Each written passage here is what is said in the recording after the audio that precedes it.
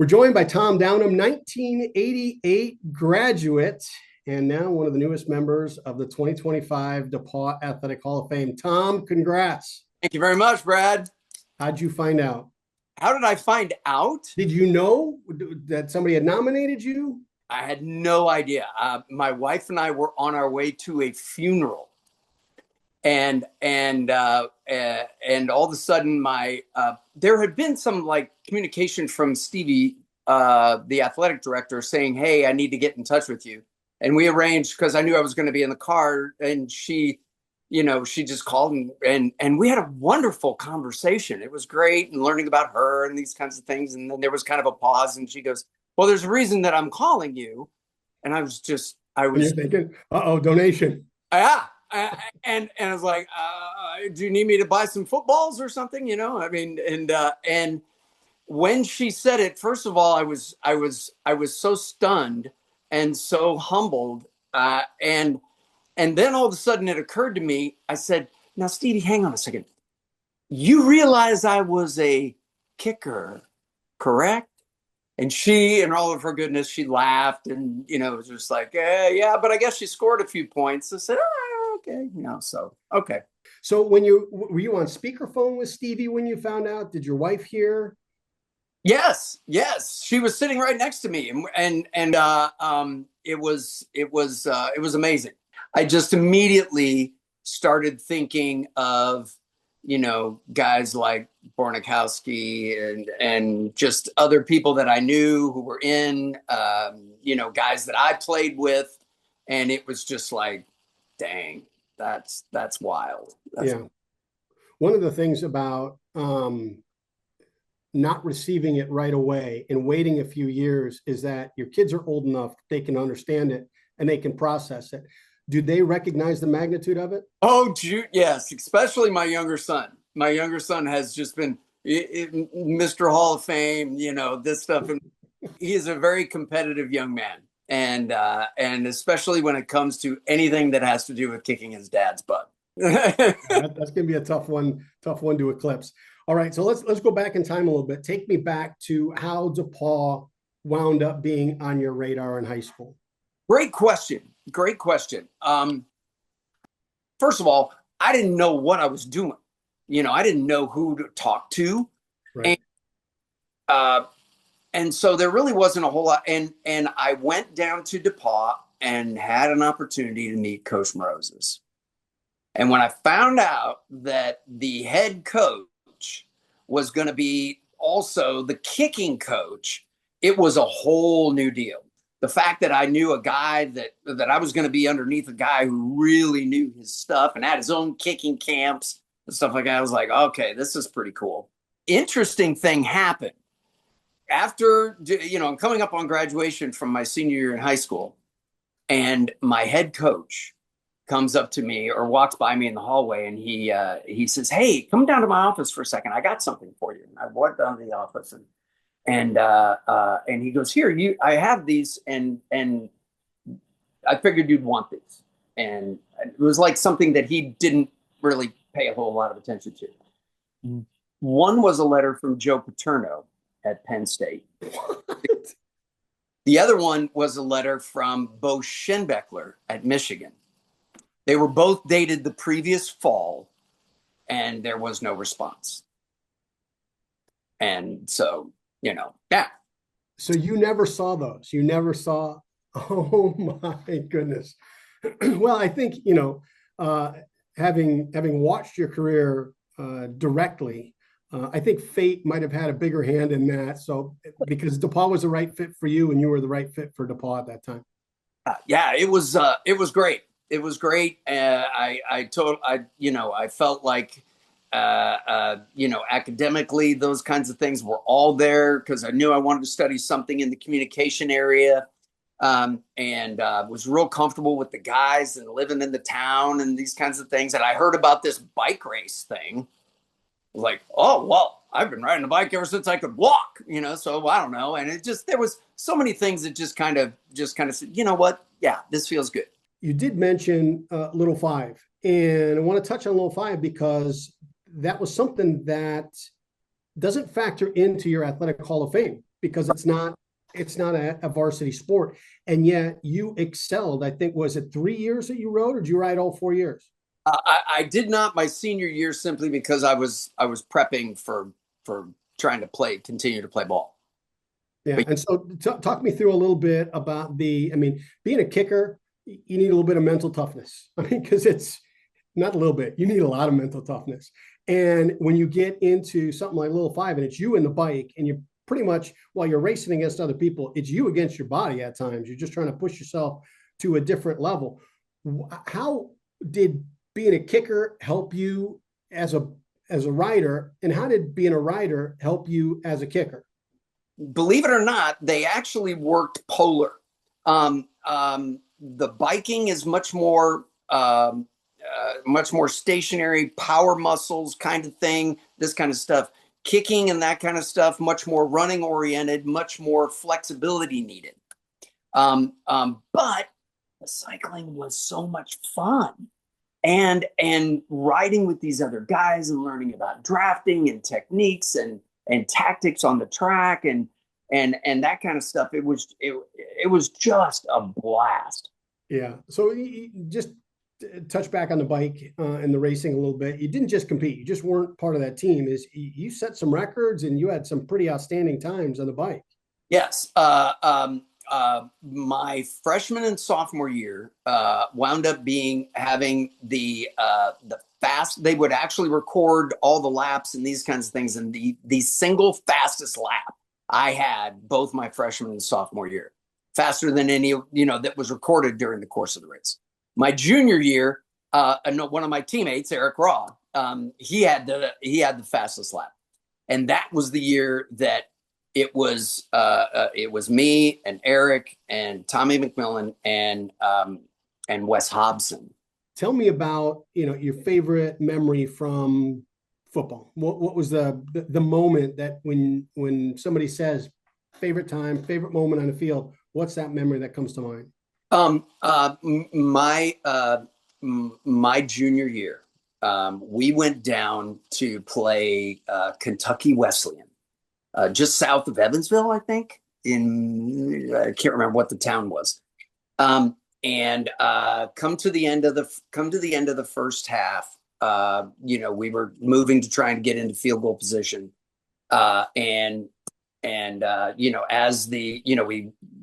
as we practiced, ran out on the field, had plenty of time. We're gonna, as soon as the ball is hit, the 4 seconds is gonna run off the clock, and we did. It was a 53-yard field goal, and it was the best shot I ever hit. It was high. It was right in the middle. Part of the reason that was kind of fun is that the next year we played Kentucky Wesleyan back up in Greencastle, and I hit a 54-yarder in that game. Not as good a ball. It was hooking like crazy, and if it was back 2 or 3 yards, it would have missed. But it was good, and in the newspaper it looks like 54. After the game, their coach came across the field and came talk to me. And he goes, "Hey, I got a question for you.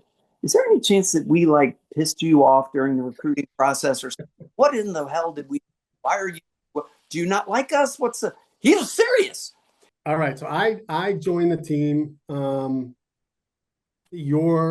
think it was your senior year. Maybe it was your junior. There was NFL talk. Okay. At that time about you. Walk us through a little bit of that whole process. You being contacted, how do they contact you? How do you not let that go to your head? What is the thought about playing after college? So I was All-American. I know it was my junior year, because my senior year I wound up having to do the punting. You had already graduated. Because I was All-American my junior year and hit from 53, then hit from 54, that got enough people's attention that it was like, okay, something's going on with this kid at this little school in Indiana. Fast forward, I wound up getting an invitation to go to the combine. And there were 12, maybe 14 guys from around the country who were senior kickers that got invited to the combine. That was it. And but I remember I ran into a guy who was from Case Western Reserve that was, you know, another small school near Cleveland. We played against them, defensive end. He was there. He was there. So it wasn't impossible from a small school, but it just wasn't, you know, okay, so, you know, this team was requesting film and these guys, you know, came to, you know, to visit, and they put a watch on me and I embarrassed myself. And but the combine thing, that was what, you know, was a great opportunity to show my stuff. Now, after that, though, you still went around. You went to some camps and you went to some tryouts. Yep. What are the teams you visited, and what was that experience like? I went to both New York teams. I went to Washington. Went to Cleveland's practice. They were at Bowling Green, I think, is where their practice stuff was. And I also went to the Miami Dolphins when I was down in Florida. You know, I also had an opportunity at summer camps and this kind of stuff. And the guy from IU who was Stoyanovich and I were buddies, and we hung out at Coach Moroses's kicking camp together. And he was a year behind me. Okay. So I was, you know, he had one more year to go. And we went out on the field one day and we're hitting balls. And that was my first time that I actually was on the same field with somebody who I said, he's got a game I don't have. And that guy had a 6-7 year NFL career. No, he had a good career. So you put the NFL dream to bed, and then where do you take life at that point? Finished up in Florida, moved back to Indiana, through a DePauw connection, wound up through a friend of Mary Ellen Lee. I remember Mary Ellen. Mary Ellen Lee was from Fort Wayne. I was working as a waiter, really hadn't taken any jobs or done, I was just trying to, get some money in my pocket. And she, was like, hey, you want to interview with the Xerox Corporation? And I was like, okay, sure. And I wound up getting the job. And all of my waiter people who were interviewing and couldn't get jobs, they were furious. It's like, your only damn job interview and you land the thing? It's like, what the hell? It's like, well, I don't know. Something happened. And no, there was the Giants, the Jets, Cleveland, Dolphins. There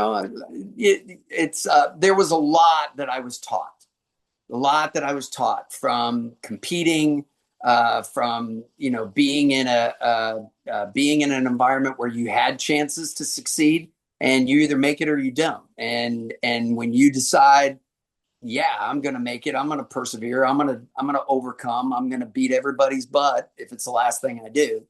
And I also had a little bit of luck. The guy, my freshman year at DePauw, the guy that was the senior incoming kicker didn't show up for the first week of camp. Ouch. Just didn't. And I got all those first team reps, and it only took about one game for me to get put in. Now, on my birthday at Denison, when I missed 3 field goals, I also got yanked out. So that'll happen. And but I got them back a couple years later. Anyway, and so got that job 6 months later. They took Mary Ellen's territory here in Fort Wayne, Indiana. This is 1990. Divided her territory in half. She got the downtown and the best parts of Fort Wayne on the north side. I got the south side, where a lot of people bought copiers from me and paid me in cash. That's okay. And so I started that, and along the way, made a friend in the Chamber of Commerce who wound up, giving me the phone number of this gal that had also just moved to Fort Wayne. And we started talking on the phone, met her for a blind date. It was a disaster.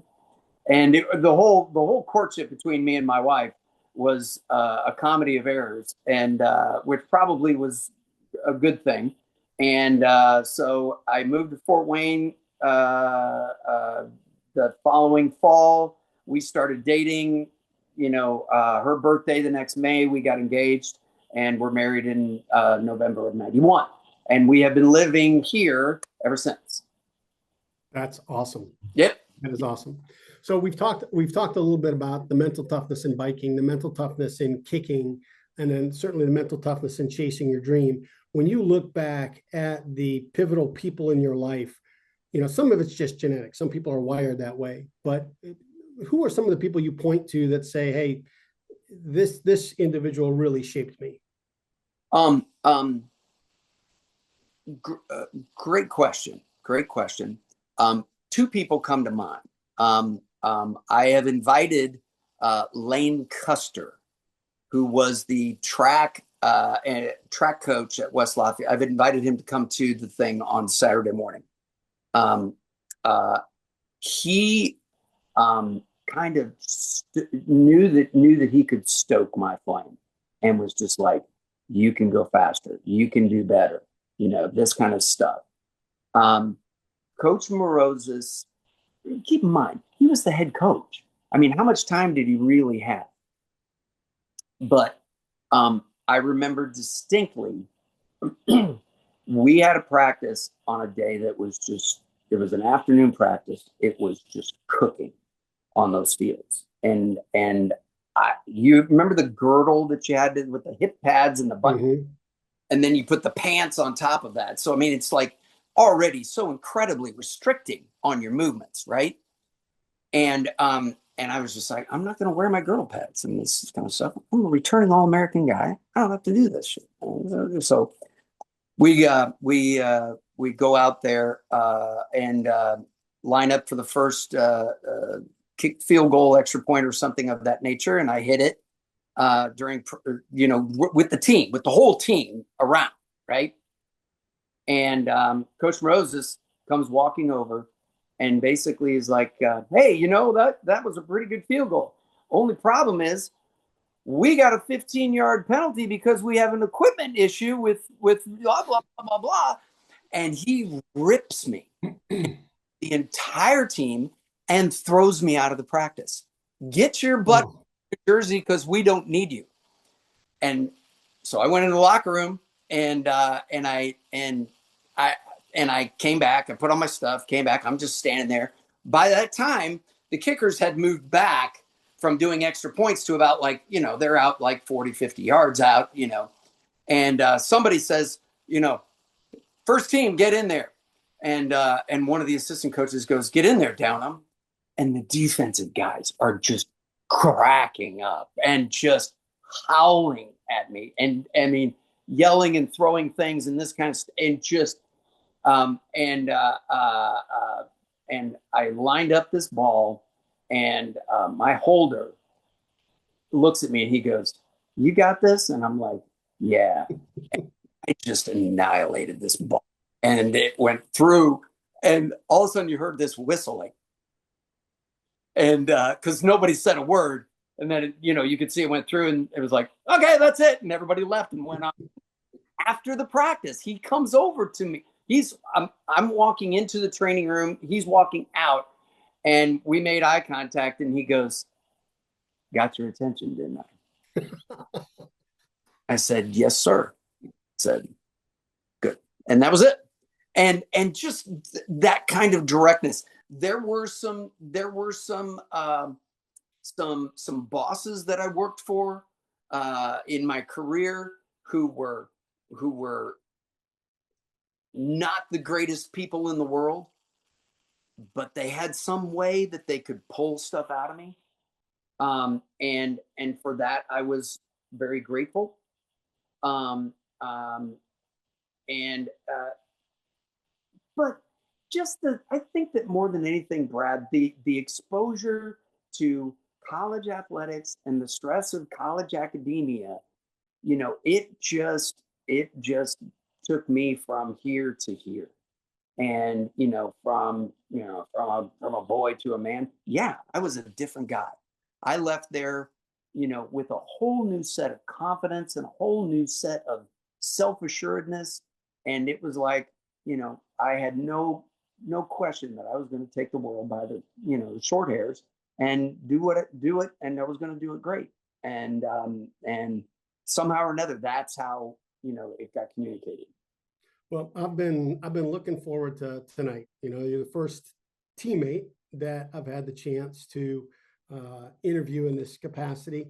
But I remember well, here I am, a soccer guy coming up, and Nick brought me up to punt for the team, and you always treated me with respect. And at first I thought, hey, this is nice. It's kind of the kicker fraternity. But then I saw that's how you treated everybody. And it's really awesome to have been a part of your career, but I'm so thrilled about you being recognized into the Hall of Fame. Congrats again. I very much appreciate the time tonight, and certainly appreciate the friendship over the years. Well, thank you, my friend. I was so thrilled when I heard that you were going to be calling me, and it was like, oh my God, where has this guy been all my life? And it's so good seeing you, and I'm humbled more than you can imagine. This is congrats again, and welcome to the Hall of Fame. Thank you, my friend.